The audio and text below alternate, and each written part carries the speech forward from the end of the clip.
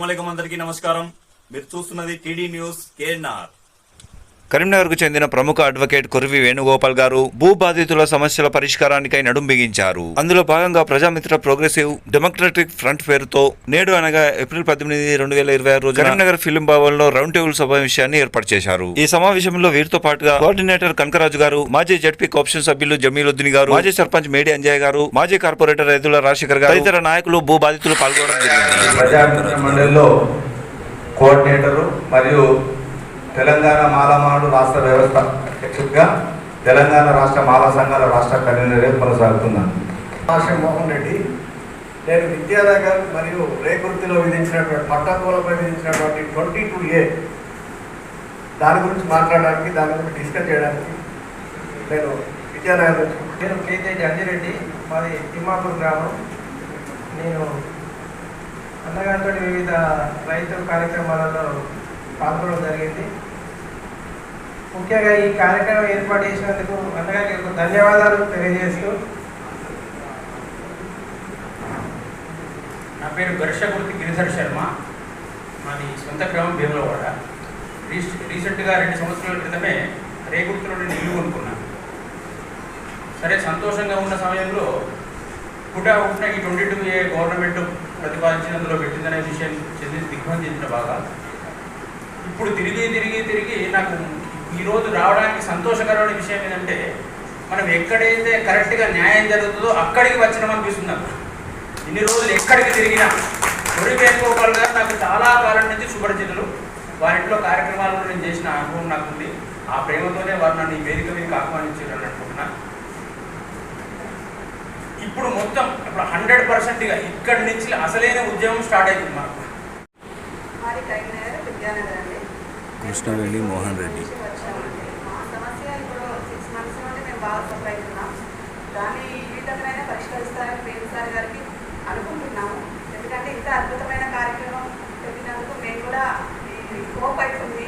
ఎందుకంటే ఇప్పటి నుండి అయినా మేము సక్సెస్ అవుతామని మాకు అనిపిస్తుంది. Thank you so much sir. రేపుట్లో చాలా సమస్య ఉన్నది, జిల్లాలో సమస్య ఉంది. ఇప్పటి వరకు ఎన్ని కానీ కొంచెం రేపుడు పెట్టి సారు నిన్న వచ్చే కష్టం మాకు ఒక మీటింగ్ పెడదామని బాగుంటా సారు ఇద్దరు రాసుకుంటుంటే మేము రేపు కష్టం సారు థ్యాంక్ యూ. నేను రేపొత్తులో ఉంటాను. గత 20 సంవత్సరాలుగా నేను ఇల్లు కట్టుకున్నాను. ఇప్పుడు ప్రొహిబిటెడ్ లిస్ట్లో ఉన్నది. చాలామంది కూడా ప్రాబ్లమ్స్లో ఉన్నాము. అందువరకు ఇది క్లియర్ కావాలని మేము ఇక్కడికి వచ్చాము. నా పేరు తిరునగర్ రవీందర్. మాది విద్యానగర్ శ్రీరామ్ నగర్ కాలనీ.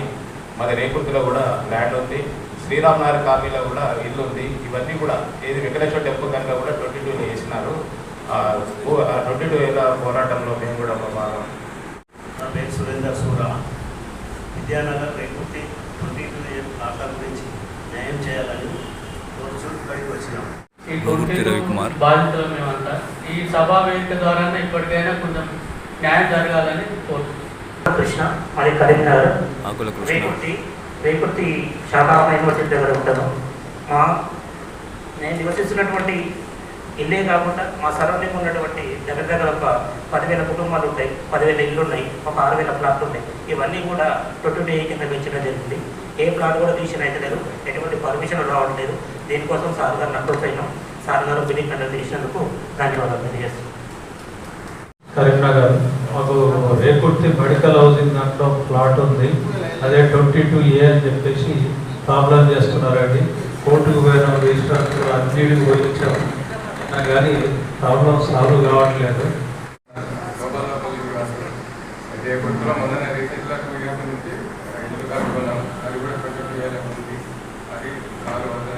అందరికీ నమస్కారం. నా పేరు దుర్గారావు. ఈ రేకుర్తిలో మా ఇల్లు ఉంది. 22A నుంచి తీసేయాలని కోరుకుంటూ ఇక్కడికి ప్రోగ్రామ్కి వచ్చింది. నమస్తే, మాది అంబేద్కర్ కాలనీ. హలో సార్, మాది రేకుర్తి గ్రామం అంబేద్కర్ కాలనీకి చెందినవాడిని. నేను మేస్త్రి పని చేసుకుంటా సార్. నాకు ఇల్లు ఉన్నది అంబేద్కర్ కాలనీలో. ఒక ప్లాట్ ఉన్నది సార్. 3 సంవత్సరాల నుంచి ఆ ప్లాట్ అమ్ముకుందామంటే రిజిస్ట్రేషన్ అవ్వలేదు సార్. బాగా సఫర్ అవుతున్నా. మా అమ్మాయి పెళ్లి చేద్దామని కూడా తిరుగుతున్నా సార్. ఈ విషయంలో మీరు పిలిచినందుకు వచ్చిన సార్ న్యాయం చేస్తారని కోరుకుంటున్నాను. బిల్డర్. మేము మున్సిపల్ పర్మిషన్ తీసుకున్నాం. వేరే అందరికీ తీసుకున్న కస్టమర్కు మంచి సర్వీస్ ఇవ్వాలని రేరా పెట్టారు. రేరా వాళ్ళ పర్మిషన్ వచ్చింది. ఇప్పుడు బిల్డింగ్ కట్టిన వాళ్ళే కస్టమర్ కొన్నోరే వాళ్ళకు ఇప్పుడు 22A కింద రిజిస్ట్రేషన్ రాకుంటే కస్టమర్ నుండి ఇబ్బంది బాగుంది. ఇది పరిష్కరించమని కోరుతున్నాం. రాజకీయ పార్టీలు, రాష్ట్ర పార్టీలు, అధికారంలో ఉన్న పార్టీలు, అపోజిషన్లో ఉన్న పార్టీలు, ఎన్నో పార్టీలు ఉన్నప్పటికీ కూడా ఎవరు కూడా మరి ఈ సమస్య మీద మాట్లాడతలేరు. కాబట్టి కనీసం మనమైనా మాట్లాడితే ఈ రాజకీయ పార్టీలు అన్నీ కూడా ముందుకు వస్తాయి అనేటువంటి ఒక ఆలోచన చేసి, అదేవిధంగా బయట ఉన్నటువంటి వివిధ సంఘాలు కూడా అన్నీ బయటికి రావాలంటే ముందు మనం ఒక కార్యక్రమం చేస్తే అందరు కూడా బయటకు వస్తారనేటువంటి ఒక ఆలోచన చేసి కష్టంగా అయినా కానీ ఓర్చుకొని ఈ సమావేశాన్ని ఏర్పాటు చేయడం జరిగింది. అయితే కారణం ఏంటిది? ఎక్కువ చరిత్రలోకి నేను పోను. నైజాం కాలంలో భూమి చట్టాలు ఏముండే, తర్వాత ఏం చట్టాలు ఉండే అని అన్ని రెవెన్యూ లాస్ వివరాల్లోకి నేను పోను. కానీ ఫైనల్గా వచ్చినటువంటి రెవెన్యూ చట్టం ఏంటంటే అది ఆర్ఓఆర్ యాక్ట్ 1971. ROR act 1971. ఈ 1971 యాక్ట్ అంటే గతంలో 1930 ప్రాంతం నుంచి 4-5 యాక్ట్లు ఉన్నాయి. 71 మధ్యలో 71లో చాలా పకడ్బందీ యాక్ట్ వచ్చిన తర్వాత దాన్ని అమలు చేయలే. దానికి రూల్స్ అనేటువంటిది 1989లో ఆ 71 చట్టానికి 1971 చట్టానికి 1989లో రూల్స్ ఫ్రేమ్ చేసింది గవర్నమెంట్, చెన్నారెడ్డి గవర్నమెంట్లో. రూల్స్ ఫ్రేమ్ చేసిన తర్వాత సాదా బైనామీల మీద 90% ఆఫ్ ద భూములు తెలంగాణలో సాదా బైనామీల ద్వారానే కొనుగోలు చేయడం జరిగి పట్టాదారుగా నమోదు కాక కేవలం కబ్జా కాలంలోనే ఒక్కొక్కరు 20 సంవత్సరాలు, 30 సంవత్సరాలు, 40 సంవత్సరాలు, 50 సంవత్సరాల నుంచి కూడా కబ్జా కాలంలో ఉంటున్నటువంటి వీళ్ళందరికీ కూడా సాదా బైనామాలను రెగ్యులరైజ్ చేయడానికి, క్రమబద్ధీకరించడానికి 89లో ప్రభుత్వం ఒక కార్యక్రమం చేపట్టింది. దాన్ని ఏంటంటే regularization of the simple said అనేటువంటి కార్యక్రమం ఆర్ఓఆర్ క్లెయిమ్స్ అనేది 89లో ప్రారంభం చేసింది. ఒక 2-3 నెలల టైం ఇచ్చింది అప్లై చేసుకోవడానికి. అందరు అప్లై చేసుకున్నారు. దాన్ని ఎంక్వైరీ చేసారు ప్రతి తహసీల్. అప్పుడు ఎంఆర్ఓ అందరూ ప్రతి ఎంఆర్ఓ ప్రతి పిటిషన్ మీద ఎంక్వైరీ చేసి చుట్టుపక్కల పట్టదారులను అడిగి, అమ్మిన వాళ్ళని అడిగి, అమ్మిన వాళ్ళ లీగల్ ఎయిడ్స్ని అడిగి, లేకపోతే వాళ్ళు అబద్ధమాడితే రికార్డు చూసి దాని ప్రకారంగా అందరికి కూడా క్రమబద్ధీకరించడం జరిగి 1994-95 లోపల అందరికి కూడా రైతు పాస్బుక్, పట్టదారు పాస్బుక్ 95 వరకు 90% అందరికి కూడా టైటిల్ లిస్ట్ వచ్చేసినాయి.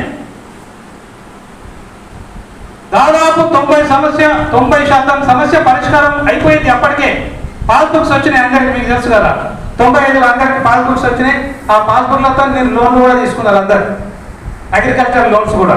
మీ పెద్ద మనిషి మన కరీంనగర్కి వస్తే, మన కరీంనగర్ టౌన్ పరిసర ప్రాంతాల లోపల 4500 ఇండ్లు నిషేధ జాబితాలకు సడన్గా పోయింది. అది ఇప్పుడు మన రేపటికి సంబంధించినటువంటి 22A కింద. మరి 4500 ఇల్లు ఎప్పుడు కట్టుకున్నారు వీళ్ళు? 30 సంవత్సరాల నుంచి ట్యాక్స్ కడుతారు, 40 సంవత్సరాల నుంచి ట్యాక్స్ కడుతున్నటువంటి ఇల్లు ఉన్నాయి. కొన్ని 50 సంవత్సరాల నుంచి ట్యాక్స్ కడుతున్నటువంటి ఉన్నాయి, కొన్ని 20 సంవత్సరాల నుంచి ట్యాక్స్ కడుతున్నట్టు ఉన్నాయి.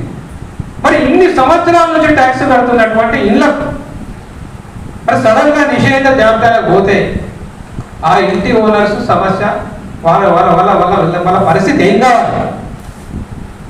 వాళ్ళకు బీపీలు వస్తాయి, షుగర్లు వస్తాయి, హార్ట్ అటాక్లు వస్తాయి, టెన్షన్ పెరుగుతుంది, బ్యాంకు లోన్లు ఉన్నాయి, ఆస్తులు అమ్ముకొని ఇక్కడ ఇల్లు కట్టుకున్నారు. కాబట్టి ఇప్పుడు వాళ్ళ బాధ. మరి దీని మీద గవర్నమెంట్ ఆలోచించాలి.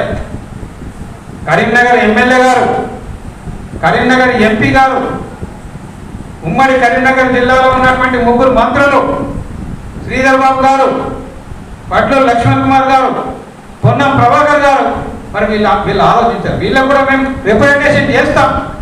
ప్రభుత్వంలో ఉన్నటువంటి వాళ్ళకు ఈ సమస్య ఏంది, బాధ ఏందని వాళ్ళకు చెప్పడం జరుగుతుంది. అవసరం వస్తే ముఖ్యమంత్రి రెవెన్యూ మినిస్టర్ గారిని కలుస్తాం, ముఖ్యమంత్రి గారిని కలిసి ఇదంతా వివరించడం కోసమే ఈ సమావేశాన్ని మనం ఈరోజు ఇక్కడ ఏర్పాటు చేసుకోవడం జరిగింది. ఇప్పుడు మేము సబ్మిట్ కూడా చేయడం జరిగింది. అయినా కూడా 1958 కంటే ముందు అసైన్మెంట్ అయినటువంటి భూములను కూడా, ఆ భూములలో కట్టుకున్నటువంటి ఇళ్లను కూడా ఇవాళ మళ్ళీ నిషేధ జాబితాలకు పంపడం. దీనివల్ల ఏమి జరుగుతున్నది? మొత్తం రెవెన్యూ డిపార్ట్మెంట్ యొక్క టైం అంతా ఇంకేమవుతున్నది? రెవెన్యూ డిపార్ట్మెంట్ పని అయిపోతే మళ్ళా కొత్తగా పని స్టార్ట్ అవుతున్నది. కాబట్టి దీని మీద వన్స్ ఫర్ ఆల్ అన్ని రాజకీయ పార్టీలు నేను అడుగుతున్నా, నేను రిక్వెస్ట్ చేస్తున్నా, ఇది కరీంనగర్ నుంచే ప్రారంభం కావాలి. రాష్ట్రానికి ఒక దిక్కుసూచి అనేటువంటిది అన్ని రాజకీయ పార్టీలు ఒక దగ్గరకు వచ్చి దీని మీద ఒక పెద్ద డిబేట్ పెట్టి ఈ ప్రజల సమస్యలను పరిష్కారం చేయడానికి అందరూ కూడా కంకణం కట్టాలని చెప్పి నేను అన్ని రాజకీయ పార్టీలను కూడా నేను విజ్ఞప్తి చేస్తా ఉన్నాను. గతంలో జరిగిన తప్పులు ఇప్పుడు జరగద్దని, ఆ తప్పులను ఇప్పుడు మేము సరిదించే రీతిలో పాదయాత్రలు చేపడుతూ గ్రామ వారవాడ తిరిగిన రేవంత్ రెడ్డి గారు, అయ్యా మేము విజ్ఞప్తి చేస్తున్నాం, మా ప్రజల తరఫున మా తరఫున మేము డిమాండ్ చేస్తాం, మేము డిమాండ్ నెరవేర్చమంటాం.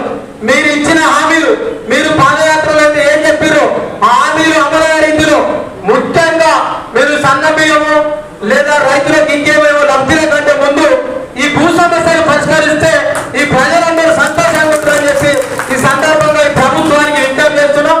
ఈ జిల్లాలో ఉన్న కలెక్టర్ గారు అయితే ఇప్పుడు మేము మొన్న జయంతులలో చూడడం జరిగింది.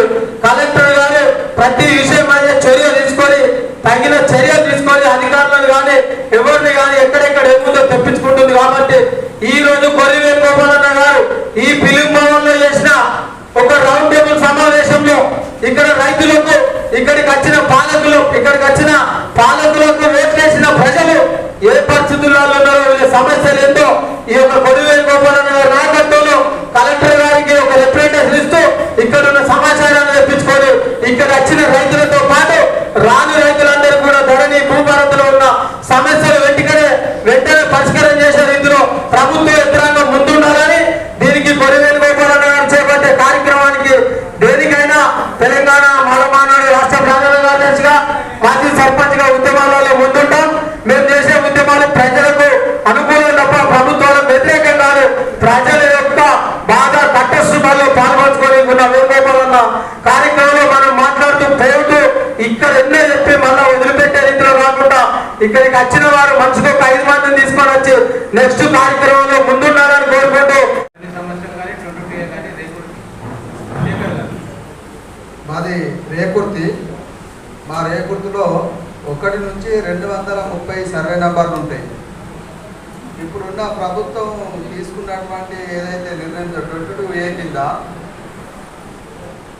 మొత్తము 230 సర్వే మాజీ కార్పొరేటర్ 120 సర్వే నంబర్ పట్టా భూములు ఉంటాయి. ఎదుర్ల రాజశేఖర్ గారు 120 సర్వే నంబర్ పట్టా భూములను ఆ 22A కింద పెట్టడం జరిగింది. 8 నెలల నుంచి మాకు ఒక్క భూమి ఇంచు భూమి కూడా రిజిస్టర్ అవుతుంది. ఈ 120 సర్వే నెంబర్ పోగా ఇంకా 110 సర్వే నెంబర్లో పరపోవు. అవి రిజిస్టర్లు అవుతారు, ఇవి రిజిస్టర్లు అవుతారు. దీని గురించి కలెక్టర్ దృష్టికి తీసుకుపోయి అడిగితే ఈ భూములన్నీ 22A కింద పెట్టడం జరిగిందని చెప్పింది. అవి అమరావతి చేయడానికి చెప్పడం జరిగింది. 22A అంటే మనకు తెలియదు, అసలు ఏంటంటే అది తెలియదు.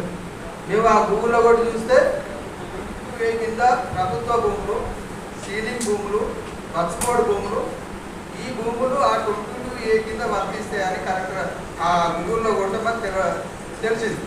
దాని ద్వారా మేము తెలుసుకున్నది ఏంటంటే మరి 120 సర్వే నెంబర్లు ఏవైతున్నాయో అవి ప్రభుత్వానికి సంబంధించినవి కావు, గుంటశిఖానికి సంబంధించినవి కావు, సీలింగ్కి సంబంధించినవి కావు.